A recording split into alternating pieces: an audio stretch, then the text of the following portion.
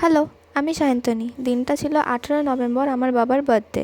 আমি অফিস থেকে ফিরেই কেক বানাতে লেগে পড়েছিলাম বিস্কিট দিয়ে। এটা একটা এক্সপেরিমেন্টাল কেকও ছিল। এক্সপেরিমেন্টাল বলছি কেন, দেখতে থাকো বুঝতে পারবে। হ্যাঁ, দোকান থেকে কেক এনেও সেলিব্রেট করতে পারতাম, কিন্তু আমার মনে হতো যে আমি কিছুই করতে পারলাম না। আমার মধ্যে যে অদ্ভুত পোকাগুলো আছে, যে সবার স্পেশাল দিনটা কিছুভাবে যদি আরও স্পেশাল করা যেতে পারে উইথ সাম এফর্টস, সেগুলো স্বস্তি পেত না। সহজভাবে বললে আমি স্যাটিসফাইড হতে পারতাম না। প্রতিবারই বাবাকে কিছু না কিছু নিজের হাতে রান্না করে দিতাম, কিন্তু এইবার যেহেতু অফিস ছিল, তাই জন্য ভাবলাম যে আমি কি কিছুই করতে পারবো না। এবার বলি যে আগে এক্সপেরিমেন্টাল কেক কেন বলেছি, কারণ এটা কোনো মেশিন বা নর্মাল পদ্ধতিগুলোর বদলে স্টিমে কেক বানানো যায় নাকি সেটারই একটা এক্সপেরিমেন্ট ছিল। হ্যাঁ, আমার এক্সপেরিমেন্ট সফল হয়েছে। আমি জলে স্টিম করে কেক বানিয়েছি, তারপর ছোট্ট করে ডেকোরেট করেছি নিজের মতো করে।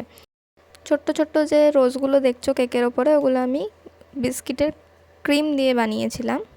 আইডিয়াটা আমার নিজের মাথা থেকে বেরোয়নি, আমি ইউটিউবে একটা শর্টসে দেখেছিলাম এরকমভাবে বানাতে, সেটাই অ্যাপ্লাই করেছি। যাই হোক, বাবাকে খুশি করতে পেরেছি, এটাই অনেক। আর লাস্টে রিভিউও নিয়েছি যে কেক কেমন হয়েছে, তোমরা দেখো। দেখো, আমাদের কেক কাটিংও হয়ে গেল। এবার আমরা সবাইকে একটু একটু কেক খাইয়ে দিচ্ছিলাম। সারাদিন পর যে আমি এইটুকু করতে পেরেছি, তার জন্য আমার ভীষণ ভালো লাগছিল। কেমন হয়েছে কেক? দারুণ কেক হয়েছে, দারুণ দারুণ দারুণ। বাবা, আবার কেমন হয়েছে? সুপার। টেস্টি হয়েছে। ভিডিওটা ভালো লাগলে একটা লাইক করে দিও। টাটা।